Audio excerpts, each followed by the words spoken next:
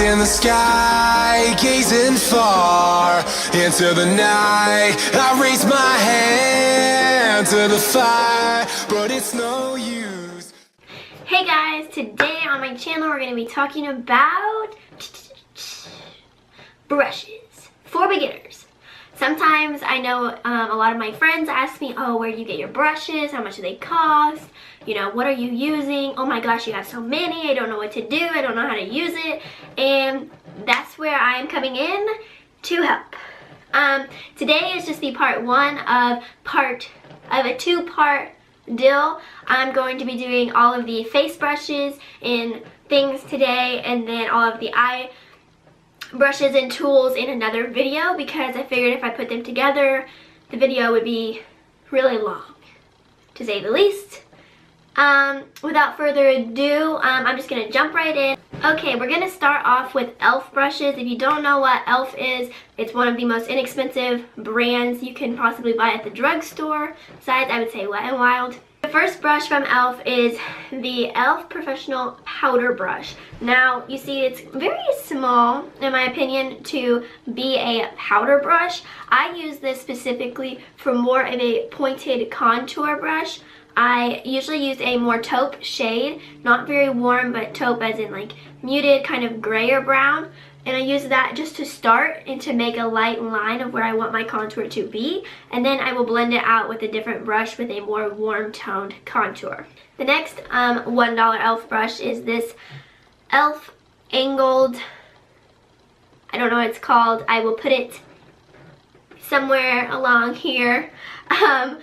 But I use this also for contour with a more taupe shade. You can definitely use it and get a very nice shade, and then blend, or get a very nice shade. You can definitely use it and get a very nice line and then blend it out with the same brush. This is a one and done. You could also use this for blush if you chose to, but I have a different E.L.F. brush for that. Next is the E.L.F. blush brush. This one's $3. This is my go-to. I've already broken one of them, because what tends to happen is if you wash them and you get water in the barrel part, they will come unglued. You can just glue them back together or spend $3 buy another one, which is what I did. These are perfect just to pick up blush and put them on your cheeks. I am in love with this brush, and it's $3. Go get one. Next is the E.L.F. powder brush. It's just a flat top powder brush. This I love just to pack on powder all over my face to set my foundation or CC cream or whatever. For $3, this is a perfect brush for that. And they actually hold together very well for the price. Now moving on to a different brand, still very affordable. We're going to talk about Real Technique brushes. Real Technique brushes you can buy at Walmart, Target, where else? Ulta, online. A lot of places, let's say. They're very, what's the word? What's the word that means you can find them in a lot of places? Available? I don't know. But I do love Real Technique brushes. They're very affordable, very well made in quality, and I just love them. The first one we're going to talk about is the setting brush. Now this is probably one of my most grabbed brushes out of my entire collection. Oh, you're freaking kidding me. The battery says it's gonna die. Anyways, this is the perfect setting brush. That's what it's for. Anyways, I just pick up a little bit of powder, can go underneath my eyes, set my eyeballs, and I'm good to go. This is also perfect for when you bake and you want to just, you know, wipe it off. This is also perfect for, what am I even saying? Oh, whenever you have eyeshadow on and you have a little bit of fallout, or you're doing mascara and you have fallout, this is just a perfect brush to go back through and wipe it off.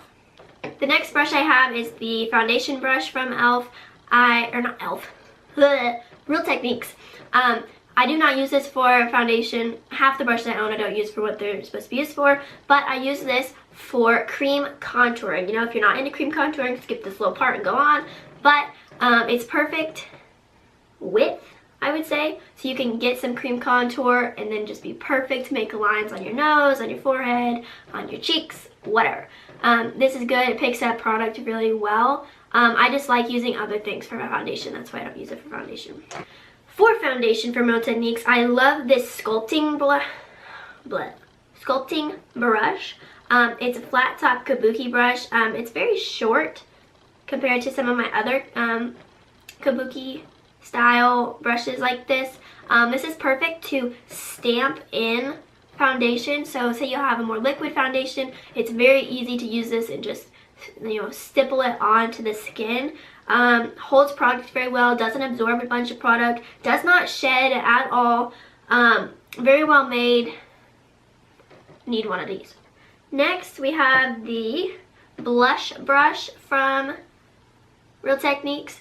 This is huge. Okay, let's just add this. This is a huge blush brush compared to this brush that I like to use on my cheeks. Going in with this with blush is kind of intimidating. You don't just be like, woo, you know. I actually use this for a multitude of things.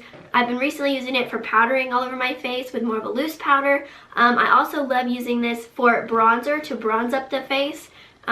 Just to get a nice glow going everywhere. It's domed, so whenever you pick up product, it mostly gets picked up in the top part, so you can just really bronze up the face nicely and have good control over it. So yeah. This is probably the brush from Real Techniques I've had the longest, and it's their powder brush. It's huge. Hello. Anyways, you can powder your face so quick with this, just boop, boop, boop, and you're done, ready to roll. The only thing is when you wash this, it takes forever to dry because it's so big. But other than that, this is one of those staples that I think that everybody should have in their collection, because who doesn't need a powder brush? I mean, come on. Alright, now moving on to another very affordable brand, but it's harder to get, is Morphe. Morphe I found through watching YouTubers, and I ordered a ton of brushes from them last summer, fell in love. They are great quality. They compare to my Sigma brushes, which if you don't know what Sigma is, Sigma Beauty, they're amazing. They have amazing brushes, brush sets, you can check them out, but for beginners, they're kind of expensive, and yeah, they're just more expensive. That's the only thing I can think of bad about them, is that they're more expensive. But anyway, Morphe. Morphe brushes are fabulous, but you have to order them online. There are Morphe stores, but I live nowhere near one. So yeah, oopsie. Okay, the first Morphe brush we're going to talk about is the M310. Cannot speak. This is a fan brush, very well loved. I like how thick it is this way. I don't know if you can tell, but it has a lot of bristles, so when you pick up product more sideways, it just distributes it so evenly. We're talking about highlight here. Use this for highlight. Anyway, this distributes it so well all across your skin, so you don't look like you just have like a line of highlight. It definitely shears it out and puts it on your skin perfectly. If you're wanting to get into highlight, wanting to get into more dramatic looks, this brush is a go-to. Also on the lines of highlight, the Morphe M501 brush. This looks like kind of a blending brush for your eyes, but bigger. This is more for a dramatic highlight, I would say. It picks up a lot and just puts it where you place it, kind of a thing. This is not distributed like flawlessly. You kind of have to just be careful with it and not pick up a ton of product when you're using this brush. But this brush also is great for like putting highlight on your nose, on your lip, everywhere. Gotta put highlight everywhere. The next brush is by far my favorite brush I think I've ever bought from Morphe. It is the best investment I've ever made. It's the Morphe M405 brush. This is an angled contouring brush. It picks up the perfect amount of product to put on your face, and you just, you know, put it in a little bit of bronzer, a little bit of contour powder, and you just put it on and you buff it out and you're good to go. Like if you're looking to start to getting contouring, getting into bronzing, this brush is a must have. If you're looking for a foundation brush from Morphe, I really enjoy this one. It's the Morphe Morphe E31. It's a flat top kabuki brush. It's very wide on the top, so you cover a lot of your face while you're using this brush. This brush is perfect for also stippling on foundation, more liquid foundations, and getting them all over, blended in perfectly. This works fabulously.